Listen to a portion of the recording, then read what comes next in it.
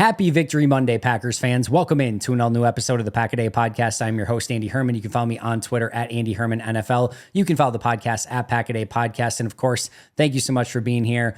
We have a ton to get to in this one, from some key performances to some really cool concepts to some different designs to everything, all of it. And I'm so excited to break it down with you guys today. We will get there in just a moment. First of all, my apologies. No Nathan, no Tyler today. We had it all planned out. The timing was all set. And unfortunately, my internet went down and it just was not meant to be, but they'll be back in a couple weeks. Next up, we have, of course, our Luigi's Pizza Player of the Game. And who else are you going with in this one? Actually, there were a few different options to go with in this one, but I'm going with Xavier McKinney. Not only did he have a key pass breakup early in the game, he gets a fumble recovery later. He has a near interception. He has an actual interception. His fifth interception in 5 games, one in every single game in his career as a Green Bay Packer so far. It has to be Xavier McKinney, and just a constant and consistent, impactful playmaker in all phases. He continues to take great angles, continues to be a consistent tackler. He is doing a bit of everything from all different angles of the field. And as a true post safety, he is near unstoppable right now. If you throw anywhere near him, in fact, the second play that was, he had the opportunity for the interception and he just couldn't come up with it. It was almost a shock because just anything even around him, he is just vacuuming in, and it feels like it is going to go Xavier McKinney's way every single time right now. He is playing at an absurd level to start this season. And when you go out and you make an incredible investment into a player and you pay high-end market value for a safety, you're just hoping upon hope that you can get a solid return on investment from it, that you can get some impact plays. And he has been a constant playmaker for this defense, well above even anything you could have possibly imagined coming into this season. And he is well more than worthy of being our Luigi's Pizza Player of the Week once again. Now remember, all you have to do is tweet out hashtag Luigi's Victory Monday. That's Luigi's Luiges Victory Monday. They will give out a case of frozen pizzas for every Packers victory. Just make sure you're following Luigi's Pizza on Twitter, Luiges Pizza, at Pack-A-Day Podcast on Twitter, and then tweet with the hashtag Luigi's Victory Monday, and you will be entered to win a case of frozen pizzas from Luigi's. I love that they're giving those out every single week, so make sure to give them a follow. Make sure to tweet it out. Somebody's going to win. Might as well be you, or at least have the chance to by tweeting that out. All right, let's get, first of all, to maybe a key takeaway or two from this game. And I want to start with the fact that this was a grind. And I talked about it on the pregame show. Get in, get out, get a win. I don't care about style points in this one. This had the feel of a desperate LA Rams team, a team that absolutely did not want to go 1-4. You've got a quarterback in Matthew Stafford that's going to keep you in the vast majority of games. It's a home game. I know there's a lot of Packer fans there, but it's a home game for the Rams. Green Bay had some drama during the week, and everything in my body just told me, just find a way to get into LA, get out with a win, and be happy. Don't worry about style points. Now, I thought the Packers once again made things extremely hard on themselves. You had more drops. You had a ridiculous pick six, some poor punts. They weren't great on run defense. We'll go on and on. There are some other things that they did not great in this game as well, but they got the win. And that's what was important here. We're not going to be talking about at the end of the season in the playoffs of like, yeah, remember they didn't win by more against the Rams. It's not the case in point here. Like the goal was to come out with a victory. Would I've enjoyed if they played a more well-rounded game, if they showed me that this young team was more capable of putting together a full 60 minutes of football and actually being, I think, a little closer to the team that we expected to going into the year? Yes. This might sound a bit weird, a bit bizarre. Maybe it's a cope to some people. But for me, this is almost like game one of a new season coming off the craziness that the first month was. And I get the NFL is a crazy entity altogether and everything can change in a moment with injuries or whatever. But just Brazil game, 2 games with a backup quarterback, then trying to reintegrate Jordan against one of the toughest defenses in the NFL and the hardest to predict. It just felt like a completely disjointed first month of the season. And that's why I said all week, just wanted to go in, start having a semblance of a normal year, get a win against the Rams, a team you should beat. They did beat. And now can you get back on track of what should be hopefully a normal season from here on out? Knock on wood. So that was my goal in this one for Green Bay. Just get the W. I would have, again, liked to have seen them make fewer mistakes. That would have been certainly nice. They could have made it a whole heck of a lot easier on themselves, but they got away with a win, and that was clearly what was most important coming out of this game, as it is every game, but you get my point. I want to start then with the inactives. So it was an interesting inactive list. We knew there were a lot of questionable players going in. You know, I didn't think Luke Musgrave was going to play in this one. He gets activated. Now, I don't think I saw him in on offense. I rewatched the game as well. Once again, did not recognize him out there or didn't see him out there. I know Ben Sims played a few snaps. Tucker Kraft was in there a ton. So he was active, but again, it did not seem like he played much, if at all, in this game. Jair Alexander was not active. He was a scratch in the morning. It was reported earlier before the game that he went through warmups, but it was probably going to be another week. It does seem like he is probably trending to play this week against Arizona, which is a good sign, but losing Jair for this one was certainly not going to be an easy task. Now, they had Cooper Kupp and Puka Nacua out, so it kind of evens out a little bit, or probably even in Green Bay's favor there, but still you would have loved to have had Jair for this one, and they did not. Christian Watson, we knew would pretty much be out. There was a small sliver of a question when they didn't activate any wide receivers, but it was still not expected that he would play, and he did not. Devontae Wyatt, we knew was going to be out. Jordan Morgan practiced 3 days this past week. We thought maybe he would be active as a backup, but he was inactive as well. And then Brenton Cox and Travis Glover were your healthy scratches for this game. I want to then kind of go into the defensive performance in this one. And more importantly, like just the overall defensive performance from beginning to end. I would argue that for me personally, the defensive performance did not pass the eye test, the sniff test, whatever you want to call it. It didn't feel great as you were watching it in real time, or even as I rewatched it. They couldn't really stop the run. You know, they could not really get the Rams off the field. 32 minutes time of possession. Pass rush was once again mostly non-existent. They did come up with a couple big plays towards the end, Carl Brooks specifically, but it didn't feel like a well-rounded, super impressive defensive performance. Again, even after rewatch. Just that was the sort of feel that I got from it both during the game and again when I rewatched it afterwards. I didn't think it was this really just all throughout consistent, dominant defensive performance. But what's important here, they allowed 19 points on the day. 6 of those were due to a pick six by the offense. The defense had no say in that whatsoever. So this defense allowed 13 points to the Rams. They were able to get 2 more turnovers.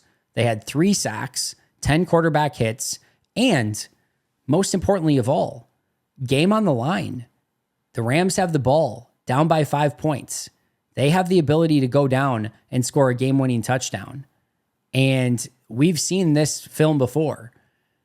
There are plenty of times where Green Bay's defense has had the ability to go out there and get the win, and they haven't been able to do it. And in this game, against the Rams, yes, missing Cooper Kupp, Puka Nacua, I get it. They were able to get that final stop and really, at the end, won this game for Green Bay. That was an important step for this defense, I think, in getting that final stop, picking up that win, and letting it be in their hands. Not that they wanted it to be necessarily in their hands. They would have liked if Green Bay's offense could have just kind of put it away at the end, but they had the opportunity to get the stop. They got the stop, and that's huge for this defense. And if you could sign me up every single week for 13 points allowed on defense, 2 turnovers, 3 sacks, 10 hits, I will sign up for that every single week. No questions asked. So you do get this sort of weird juxtaposition of still didn't think it felt great, especially again without their 2 offensive playmakers in Nacua and Kupp. Felt like the Rams kind of moved the ball as they wanted to, but there was a lot of bend but don't break from Green Bay's defense. They held up well in the red zone, and they came up with big plays when they needed it. And that was kind of the story of the game in a nutshell on both sides, offense and defense. Were either side consistently good? Not really. Like the offense couldn't really get many drives going, and they had, again, too many mistakes. The defense couldn't really stop the Rams' drives very well. Not many punts by the Rams in this one, but both sides came up with big plays. Huge throw to Jayden Reed, Tucker Kraft, big, catch and run after the catch for a touchdown, interception by Xavier McKinney, fumble recovery by Xavier McKinney. They sort of lived and died by big plays or not being able to get big plays throughout the course of this game. But if they weren't getting those big plays, it would have been the Rams winning this one easily. So I would have loved to have seen, again, a more consistent overall performance in all phases, but they came up with the big plays when they had to have them. They got enough points to win. And again, they got out of LA with a much needed victory. And again, hopefully more of like a reset on the season now, just to get things going in the right direction. Not that it was dire, not that like they were 1-4 or 1-3 and desperately needed a win, but I think this was an important one for Green Bay. And again, I think they can get a little bit of consistency going moving forward now. Let's talk about Jordan Love and the offensive side of the ball. Kind of similar to what we've been talking about. Not Jordan's best day, a brutal pick six. I mean, he went full Will Levis. You never want to go full Will Levis. I will say this. While you want to take that play and say, Jordan, what the hell are you doing? What are you thinking? What is going on here? There's a part of me that does appreciate the never say die, not giving up. I'm going to do everything in my power to get rid of this ball mentality that he plays with. Rewind a week ago, and there was a play in the game on a bad leg, clearly a bad MCL last week, or just working the rust off of it and trying to get that movement in it, where he gets dragged down and he sort of sheds the sack, and then he gets dragged down again. And as he's getting thrown to the ground, he somehow ridiculously heaves a ball outside of the end zone using just pure arm strength because he wasn't able to plant at all. He's getting dragged down and he throws it out of bounds to avoid the sack. It was, in my opinion, a massively impressive play. He's on a bum leg. He's escaping people. He's getting dragged to the ground, and he still just has the pure arm talent to somehow throw that ball out of bounds and avoid a sack. It was a really impressive positive for him last week. This week, what happens? There's a blown block. He's not expecting that guy to be there. He knows he's in the end zone, that he has to avoid a safety. He's getting dragged to the ground. He heaves one that he's trying to get out of bounds, and he just can't get the arm strength because the guy is heaving him down to the ground, and it ends up being a brutal interception. Can't do it there, but do I understand the playmaking mentality of somebody that's about to go down in the end zone, take a 2-point loss and give the ball to the other team? This is another thing that you're going to just call me probably crazy for and it's going to sound weird. There's actually a decent world in which the pick there is not maybe the worst thing in the world. You might say, Andy, it was a pick six. Let me play this out for a second. So in that scenario, right? They get the 6 points. They miss the extra point. Green Bay gets the ball back to actually go and have a 2-minute drill, and they go down and get a field goal. That was a net negative 3 points the remainder of that half, right? If he takes the safety there, and you might say, you just got to take the safety and you just got to eat it and live to see another day. Okay. They get 2 points off of that safety, and now it is the Rams' ball with, good field position, and they are the ones that get the 2-minute warning to go down and score. Even if they just get in field goal range, right? That is a net 5 points that they allow at the end of the half. And Green Bay doesn't get the ball back with the opportunity to put up points. And then the Rams would have got the ball to start the second half as well. And it could have been a situation where you give up the 2 and the Rams get the ball and go down and score a touchdown and then get the ball in the second half. So this is going to sound very weird, and I am not by any means just excusing the play from Jordan. You just can't make that play. You cannot give 6 points there. But in a weird roundabout way, because of how much time was on the clock and because of the missed extra point and because you were able to get the ball with the 2-minute drill and go down and score a field goal still, it ended up being a net negative 3 points before half. Whereas if you had the safety, it could have actually ended up being worse than that, and potentially even far worse than that if they get the 2 points and then the touchdown. So again, not defending it, brutal play from Jordan, but I first of all, I love the mentality of I'm not taking a safety. I'm going to do everything in my power to throw the ball out of bounds. Unfortunately, couldn't get the arm strength on it. Looks awful, was awful. And then they still get maybe a little bit lucky that it could have theoretically actually ended up better than if he had took the safety there, in a weird way of thinking about it. All right. Outside of the pick six, one thing I do want to say is that he did a great job of bouncing back from that pick six on. I think there was like a stretch of like 11 of 12 after that and just really settled into the game. That's an important trait to have. There are quarterbacks in this league where they do something like that and they just can't get over it. They can't bounce back. When we talk about Jordan Love and being level-headed and not too high, not too low, that's exactly what we're talking about. He's able to have arguably the worst play of his career, maybe the pick against the 49ers in the divisional round, probably the only thing that's worse, right? Outside of that, maybe the second worst play of his career. He gets the ball back, leads his team down the field for a field goal, and then basically plays pretty darn perfect football through the remainder of the game. I thought that was, important for Jordan. I thought it was great to see him bounce back. And had it just festered, they'd probably just lose that game. So glad that he was able to bounce back from it. But again, tough play there. The 53-yard completion to Jayden Reed's an interesting discussion. Like, he's throwing that. The corner should have been back on that play and at least breaking it up, if not having a chance to make a play on the ball. Probably throwing into some level of triple coverage there. And I don't think the linebacker was ever going to really be able to get there to make a play. The safety did not get there to make a play. The corner should have been there to make a play, but wasn't. So you end up in this weird situation where, is it the most advisable throw in the world? Probably not. That's one where probably more bad things happen than good. But he could not have handed it to Jayden Reed any better down the field. That thing hits him right in the hands. An unbelievable play by Jayden to, if you see, he's basically getting shielded on the play, still comes down with it, makes the, contested catch. Huge play from Jayden and beautiful ball from Jordan. So again, most advisable throw? No. Beautiful throw? Yeah, absolutely. That was an interesting one. Obviously had some, yards after catch from Josh Jacobs on the screen, Tucker Kraft on the screen, Tucker Kraft on the big run after catch for the touchdown.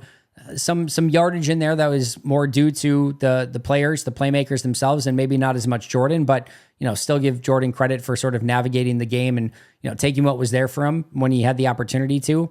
Also had a few drops throughout the day. If those, passes are caught, his numbers probably would have looked a little bit better. And again, I can't say enough about settling in after the pick six, which again, that could have easily festered and just, kind of played with his mind a little bit. It didn't. He bounced back, started playing much better football after that. And I think that's really a big reason why Green Bay was able to come away with a win in this one. So not Jordan's best performance. You're still looking for that complete game from Jordan. And, he's only had 3, one of them on a bad MCL, one of them on a slippery field, and now this one. But I think he'll, again, kind of like the rest of the team, get into more of a rhythm. I think this is an important game for him, and this offense is going to take off at some point. It's just a matter of time, and that's going to include Jordan. This is a little bit of a tougher one. Again, I thought the Rams defense had a great game plan in this one, but he'll be cleaner moving forward, and he did bounce back in a really great way. Tucker Kraft, 4 catches, 88 yards, 2 touchdowns on 5 targets. This is one I can definitely say a little bit, I told you so. I talked about it late last year where he became tight end 1. And in the offseason, anytime I did the 53-man roster projections or the depth chart, it would always have Tucker Kraft and then Luke Musgrave. And people would always say, why do you have Tucker Kraft as tight end 1? I said, because he's tight end 1. And now it's kind of laughable, right? I know Musgrave didn't play in this one primarily due to being banged up. He was active, but just didn't get on the field. But to me, we're not even in the same stratosphere here. Tucker Kraft is tight end 1, and then Luke Musgrave is a solid couple steps below where Tucker Kraft is playing right now. That's not to say that Luke Musgrave can't still have a major impact. I think he can and will. I think he's still a very talented player, and I think Green Bay has to work to unlock that a little bit more.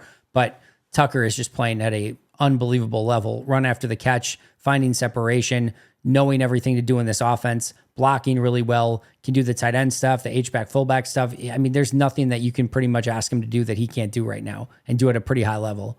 A significant step over the last year and a half from Tucker Kraft. I've said it a million times before. I can't tell you how just lost at times Tucker Kraft looked coming in to rookie minicamp and OTAs last year, even at the beginning of camp. There was a reason he didn't get much playing time earlier in the season. To go from that to really solid tight end by the end of the year, yeah, I would even say really good tight end by the end of the year, to what he's doing right now is just a monumental leap. And he deserves so much credit. The staff deserves so much credit. Goody deserves a lot of credit. There's a big time player in this offense, and he continues to show it week in and week out. And it's not just about him with the ball in his hands. He's doing all the little stuff really well. And that's an important part and a huge key to this offense.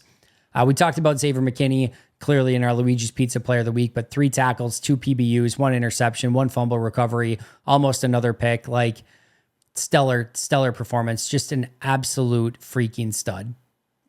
I can't say enough about it. I mean, it is the ideal player on the back end of this defense. And it was so funny and so apparent from the time where Jeff Hafley came in and described his perfect post safety. And then Xavier McKinney's a free agent. You're just like comparing notes, and you're like, everything he wanted is in that player right there. And then again, sometimes the vision of that and what you think it's going to be sounds amazing. And then you see it in practice and you're like, I guess maybe it wasn't quite what I was expecting it to be. Just talk about somebody coming in and not only having it be like, if you drew up like the ideal version of Xavier McKinney in this defense, like if you wrote this up, if I would have told you ahead of time, Xavier McKinney's going to have, 5 picks and a fumble recovery and play phenomenal football in his first 5 weeks as a Packer, you'd have been like, oh, okay, Andy. Yeah, that's a cool story. You couldn't write this stuff. The NFL script writers, I guess, are on one, because it is unbelievable what Xavier McKinney is doing right now. And he deserves so much credit. There are free agents, and it's just, there's a true, piece to this where some guys get the bag, they relax a little bit. They take their foot off the gas. I mean, heck, I've seen it in real life where somebody gets promoted to a job. It's what they were always wanting to do, is get promoted to that job. And now they get their dream job and they're in it. And they're like, their whole career, they were motivated to get to that point. And then they get to that point and they've reached the mountaintop. They don't maybe have the will to do that next thing. They've reached the point that they wanted to get to. And sometimes they don't reset expectations or goals after that. And we've seen in the NFL, like I said, I've seen it in a variety of other walks of life. For McKinney to get the bag, come to a new system, come to a new team, and just be this good this quickly, it's really cool, man. It is such an awesome story and such a find by Brian Gutekunst. And thank you, New York Giants. I mean, just absolutely from the bottom of my heart, thank you. I thought for sure there was the rumors right before free agency started, because I don't think that anyone... We all talked about Xavier McKinney and how perfect of a fit he would be. I don't know that anyone was really saying like, yeah, clearly McKinney's going to come to Green Bay. It was always like, this would be amazing, but I don't see it actually going to happen. But right before the start of free agency, there's a lot of buzz that, maybe New York was going to put the transition tag on him, if nothing else. And then all of a sudden you give him this contract in New York, just matches it, and it would have completely sucked. But thank you, New York. No transition tag, no franchise tag, no big contract extension. Just let that guy hit unrestricted free agency and let him be available to any team that wants him. And Green Bay, kudos to you for going and getting him, because he has been, I don't even want to say like beyond average. I don't know what cliche I want to use here, but he's just an absolute star, a playmaker. And right now has to be in the Defensive Player of the Year discussion. It's going to be hard for a safety to stay in that through 17 games. But listen, if he ends up with 17 interceptions by the end with an interception per game, I would say he would be deserving of that at that point. He's been just amazing so far. I want to talk about one of his counterparts as well. Evan freaking Williams, 10 tackles, 2 pass breakups, including the game-winning pass breakup on the final defensive play of the game. I want to talk about that play. I posted this on Twitter, so if you want to go view it, you can. Earlier in the drive, Rams run a concept. It's on, I believe it was a 3rd down, and it was the play where Evan Williams got him to the ground, and it was just ever so slightly short, setting up the fourth and inches or whatever, and then Kyron Williams picked up the 1st down. But on that play, the Rams motion into a stack formation. The tight end is behind 2 other players, runs a little concept where he's kind of going like towards the sideline and then cuts it back and runs a slant on the inside. And Williams was the one that was responsible for the tight end. He kind of goes outside on it, cuts back in. By that time, the tight end's open, picks up 9.5 yards on the play, and sets up that 4th and short. It wasn't a bad play by Evan Williams. He allows the completion, but he's right there to make the tackle, forces technically the 4th down. It was an okay play, not great. So what happens? 4th down, final defensive play of the game on the line. Rams run, stack formation, tight end behind, tight end goes out, cuts back in on the slant for what the Rams are hoping is going to be an easy 1st down, except Evan Williams banked that last rep where he saw the exact same thing. And he knew that he needed to be more aggressive on it, was a little bit closer to the line of scrimmage, jumped the route, and made a great play to break it up. I mean, that's, talk about learning in real time. A rookie who hasn't played a ton of snaps. I wouldn't say like the Rams got one over on him, but he allows the completion on the first play. Rams come back with an almost identical concept on a key 4th down, and Evan Williams is all over it. Understands the route concept, breaks on it, breaks it up, and comes up with a massive play to really win the game for the Packers. That is big time stuff from Evan Williams. And this is our first extended look at Evan Williams. Thought he handled it really, really well. Couple of plays that, especially one that maybe could have gone as a PI, but he got there pretty bang right as the play happened. But overall, impressive performance and extended playing time. This is why, you almost got to find a way to get this guy on the field. And they did in this one. We'll talk about it a little bit more in just a moment, but really impressive stuff from Evan Williams. And I thought, when you get that opportunity to go out and say, hey, we're going to give you a lot bigger, role, you got to take advantage of it. And I thought Evan Williams did and really came up again with a game-winning play. And then Edgerrin Cooper, same thing, right? They really upped his snap count in this one as well. He ends with 5 tackles, a sack, a tackle for loss, 2 quarterback hits. And this is another one I'm going to be excited to watch the All-22 on. Don't want to jump to too many conclusions too fast, but this again is why you want to see this player on the field more. He is such an impactful performer. He is so fast, shot out of a cannon, complete unadulterated explosiveness. And when he gets rushing the quarterback on some of those blitzes, it's just good night. You're not escaping from him. And in fact, I thought Matthew Stafford did about as good of a job as possible to sidestep Cooper on the sack, and Cooper still got him to the ground. Just a big-time playmaker. Got to find a way to get him on the field more. He did get on the field more in this one, and I thought he, like Evan Williams, made the most of it. And how about Jayden Reed? 4 catches, 78 yards, 2 rushes, 19 yards. Did have 1 drop, but another 97-yard performance for Jayden, including a 67-yarder to start the second drive of the game. He is becoming the guy for this offense. And you talk about Romeo Doubs being disgruntled.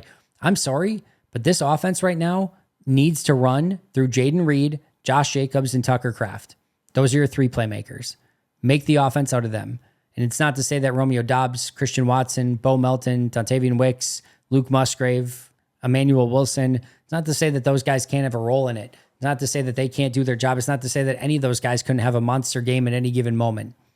But the playbook should be designed to get the ball in the hands, and the game plan should be designed to get the ball in the hands of Jayden Reed, Josh Jacobs, and Tucker Kraft.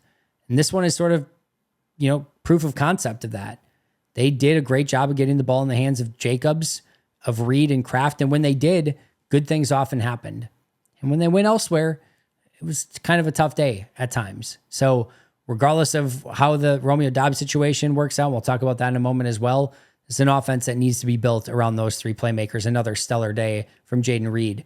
Karl Brooks, on a day where the pass rush wasn't exactly, beating beating the brakes off of it? I don't know. That's not the right terminology, but they weren't exactly, their most stellar performance of the season, and they weren't exactly showing up the way that I think we were hoping they would against less mobile Matthew Stafford. Karl Brooks really came up with some big plays, including a big sack on that final drive. He and Preston Smith combined for a sack, and then again had a sack earlier in the game. Also had the pressure on McKinney's interception. So you're talking about, a sack and a half and a pressure that resulted in a pick. It's a pretty darn good day for a rotational defensive lineman. So kudos to Karl Brooks for showing up when the rest of the pass rush was, let's say, hit and miss at best. Brooks had his best game of the year, and Green Bay really needed it in this game. Josh Jacobs was an interesting performer. 19 carries, 73 yards, 1 touchdown, only a long of 13, 1 catch, 21 yards. So he had 94 total yards. I thought this was really tough running from Josh Jacobs, and I'll include Emmanuel Wilson in that as well, who had 6 carries for 24 yards. Rams did a good job in run defense, better than we have seen. Didn't think the line blocked great for the running backs in this one, and there weren't a lot of holes or opportunities to break big ones. And I thought Josh Jacobs and Emmanuel Wilson grinded out about as many yards as they could have possibly gotten from what the situation was with the blocking and the Rams playing good run defense.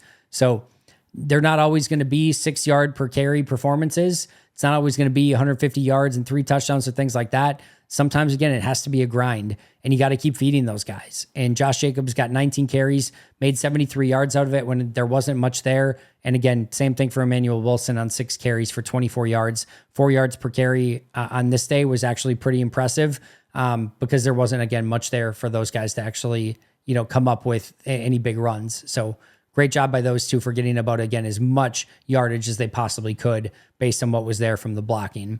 Dontavian Wicks, tough day, was targeted 7 times, only came up with 2 catches for 20 yards.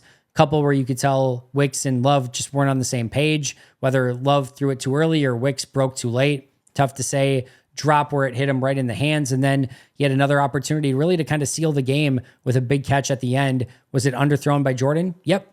Should Wicks still have gone up and caught it? Yep. I want to see those plays made better by both of those guys. I want to see Love step into that throw more. I know he got pressure up the middle, but I think he still had the ability to step up into it and not throw the fade away. And if he steps up into that one, he probably hits Wicks in stride, and it's a big gain. But even with it being underthrown, did Wicks have the ability to go up and make that play and probably seal the game right then and there? He did. And he couldn't come up with it, and that's kind of been the story so far for Dontavian Wicks. So got to find a way to get him on track. It seems like he has a little bit of the yips right now, maybe lacking in confidence. Just got to get him in the right frame of mind and going out there and absolutely balling, because his separation is phenomenal, but doesn't matter how great of a separator you are. If you can't catch the ball at the point of contact, it's no go. You can't get on the field. So he's got to clean that up and make those drops into catches and big time plays. Pass rush, we kind of talked about, not a great day. And once again, Rashawn Gary pretty much shut out of this one. I will go back and watch the All-22, of course, and evaluate it further. Did try to keep an eye on him a little bit on the rewatch. I'll just say it again, not impactful enough. Kenny Clark, not impactful enough. I know he had that pressure. He was not touched on a block on that play. So I still need more from this defensive front. They've got to find a way to generate better pressure. It's not panic time for me yet. There's a long season left. There's a lot of talent on that defensive front. They didn't have Devontae Wyatt in this game, but those guys have got to make a bigger impact, get more pressures. Doesn't always have to be sacks. I would like it to be sacks, but doesn't always have to be. But it has been a struggle for that defensive front, and they didn't exactly hold up great against the run either. So that is one area that still is going to need some love and care and some improvement as the rest of the season goes along. Saw our first glimpse of big nickel in this game, meaning Javon Bullard, the safety, in the slot. And then we saw Evan Williams again at safety. I've been a pretty staunch proponent of keeping Javon Bullard at safety, and then, maybe trying to get Evan Williams on the field a little bit more. Maybe you take Bullard off in some certain situations, but I'm a pretty firm believer Bullard's not a full-time slot guy, even though I would love Evan Williams on the field more. But one of the things I've also been consistent on is saying I think there are times where you can use it, maybe 10, 15 snaps a game here or there, and I still think it could potentially be effective. And I've talked about, from a Keyshawn Nixon standpoint, I think Keyshawn Nixon is your primary slot corner, but could you get Bullard in the slot, 8 to 10 snaps? Sure. Could you get Jair in the slot in some obvious passing situations? Sure. I think that's kind of the best way to do it, but I thought this was the right game to use Javon Bullard in the slot. And it's funny because I talked about going into the game how I wanted Bullard closer to the line, and we saw right away he was closer to the line, made a play behind the line of scrimmage or at the line of scrimmage in the run game, and I wanted Xavier McKinney to play in the post a ton. And they did. And then when McKinney wasn't in the post, even then it was a lot of, some more Evan Williams in the post, which I thought was a good call there too. So I liked the big nickel in this one. I thought this was a great team to break that out against. Thought it threw something a little bit different at this Rams offense that they maybe weren't expecting either. So I liked what Jeff Hafley did by utilizing Bullard in the slot. This was the game to do it, especially with Cooper Kupp and Puka Nacua out of this game. I think if you had those guys and those guys start lining up in the slot, I don't think you want Bullard there, but this is the right game to use it. And it came up really successful in this game. The cornerback rotation was interesting. We saw some Keyshawn Nixon on the outside, which I got to say I don't love. Stokes was up and down. I thought Valentine had a couple, mistakes here and there, but to me, this has still got to be Carrington Valentine and Jair Alexander as your primary outside corners. Once Jair gets back, of course. And I know Valentine was working back from injury, so they probably didn't want to get a full workload on his plate. But again, I don't really want to see any more Keyshawn on the outside. I think he's fine in the slot, but that outside spot, not an ideal position for him. Came up with a couple plays in this one, but I still prefer him in the slot. And then to me, Stokes can play a smattering of snaps here and there. And I get they had to play him more in this one, due to the fact that Jair was out. But again, I want to see Jair and Valentine on the outside once those guys are all healthy. Too many missed tackles still in this one, especially in the run game. I think that needs to get cleaned up a little bit. I really like the utilization of the linebacker blitzes. I thought Quay looked pretty good on the pass rush blitzes. There was one run blitz where he came up and the running back sidestepped him and came up with a big play. I actually think that one was more on Stokes for not filling that gap than it was on Quay, but I really liked the use of linebacker blitzes, and Jeff Hafley came up with some creative stuff and was really able to get after the quarterback with blitzes and pressure because the front four was not really, again, coming up with the pressures that you needed them to. So really love the linebacker blitzes with Quay and Edgerrin Cooper in this one. Drops and penalties continued to be a bit of a problem. We talked about some of the drops from Wicks, but Jayden Reed had that big drop as well. And then penalties put them behind when they just didn't need to be. And it was more of the, off ball or the, pre-snap penalties that were really kind of killer in this one too. Had a couple of false starts. I think one from Heath, I think one from Zach Tom, if I remember correctly. So just got to find a way to get that stuff cleaned up. Special teams had a bizarro day. Braden Narveson looked really good. Thought he, was really great at striking the ball, was really crisp and clean right down the middle on pretty much every single kick. So that was great to see. The kick coverage was good. They actually had 2 kick returns and at least 2, and they covered it well both times. But it was Daniel Whalen who had a little bit of an off day. He did pin them deep later in the game, down around the 8-yard line, but still, this is an uncharacteristic game from Whalen, and you would have liked to have seen a little bit better performance there, but the rest of the special teams had a nice day. As far as injuries go, Robert Rochelle left the game at one point. I don't know if he ever returned. I don't think he did, but I didn't see him or get any confirmation on that. Aaron Mosby went in the blue tent at one point, I think looking at his left arm. Not sure if he returned either, but I did not hear any other concerns of any other injuries. So hopefully they not only got out of this game with a win, but with a very short injury report, at least from the injuries from this game coming out of it. Matt LaFleur was asked about Romeo Doubs after. Wasn't exactly the most confident that he sounded. Like, sounds like he's hopeful that Romeo's going to be ready to show up on Monday and have that conversation. I just hope they can get through this. And I'll just put it at that right now. I don't want to kind of bring down a victory Monday with a conversation on this again, but Romeo needs to be there Monday. They need to get this cleared up. This is a player that Green Bay needs. And if there is any issue, then they're really going to have to look at, all right, do we think about trading him and what can we get in return? I don't think that's going to be the case. I think they're going to hopefully get something worked out and Romeo shows up on Monday, but this is going to be a very interesting dynamic for how the Dobbs situation turns this week, either for the positive, hopefully not for the negative, but I think this could still go in a couple different directions. NFC North, tough day again. Vikings win, Bears win, Lions have a bye. So the Lions have the unenviable position of sitting at home and watching the rest of the division go 3-0. Was an important win for Green Bay. They lose that one and they'd be sitting at the bottom of the division at 2-3. So great win for them. Again, Chicago gets the win over a bad Panthers team. Not sure how much we can read into that, although I thought this was definitely the best that Caleb Williams looked. And then Vikings get the win over the Jets, get the early lead, and then kind of hang on at the end.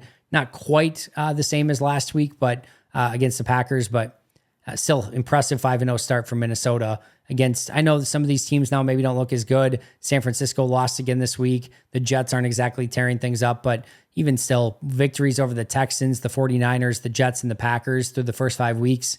It's good stuff from Minnesota. I hate to say that, but they're off to a great start at 5-0. Packers Cardinals up next. Packers enter as 5.5-point favorites, at least as of right now, as I was recording this. Good to see that line. I think Green Bay comes back home. Cardinals, though, picking up a win against San Francisco. They're not going to be afraid of Green Bay. They're going to come in thinking they can win this one. And I think this should be a good matchup. Excited for it. And I think Green Bay has a really great opportunity to come away with another win, get to 4-2 on the season, can hopefully start trending in the right direction. But they are once again going to have to limit the mistakes this week because Arizona will make you pay. And now they face a mobile quarterback again. So we may not see this defensive line be able to pin their ears back, not exactly like they did too much with the ability to pin their ears back against Matthew Stafford. But again, they're either way, pin your ears back or not, this defensive front's going to have a better week next week with the very mobile Kyler Murray coming to town. And then, of course, last but not least, Packers AI. If you didn't follow along in the offseason, I did an AI simulation and had them simulate every single game all the way from week 1 to the Super Bowl. The AI simulation is 5-0 on the year so far. They predicted the Packers would lose to the Eagles. They predicted they would beat the Colts, beat the Titans, predicted that they would lose last week to the Vikings, and that they would win this week against the Rams. We'll see if it can continue next week. The AI predicts a win over the Cardinals, and I'm leaning in that direction as well. We'll see if the AI can go 6-0 next week and if the Packers can pick up that important win against the Arizona Cardinals at Lambeau Field in Green Bay. All right, friends, that's going to do it for me today. Really fun game. Not perfect. I need to see Green Bay be better. And that's, to me, that's still a key takeaway here. There's still so much that this team can do to fire on all cylinders that this was not a overly impressive performance. Again, thought the offense felt disjointed other than some big plays. Thought the defense was a lot of bend but don't break with some big plays. It was enough. They got away with the win, and I'm more than willing to take it, but still want to see them get this, just the mistakes cleaned up. Far too many in this one still, including a bad pick 6. But Green Bay got away with it. They picked up the win, and hopefully they can play an even better brand of football next week against the Arizona Cardinals. All right, friends, shout out to our Hall of Fame and All-Pro members, Mo State of Minnesotan, PJ Wynn, John Wild, Shea Bardad, Brandon Paletta, Jennifer Wright, Boom Handle, Donna Lee, Lori Lord, Baby QB, David McCluskey, Donald Decker, Dan Miller, Alex Wong, Arnoldo Espinoza, Peter Ritaka, SoCal Pack, Dan Guessford, Love and Football, Jay Zimmerman, B. Brown, and Jay Foreman. Make sure to like, subscribe, comment, give those 5-star reviews. Check out those Pack-A-Day Podcast YouTube memberships. I will see you guys right back here tomorrow with Justice Mosqueda. But until next time, and as always, go Pack Go.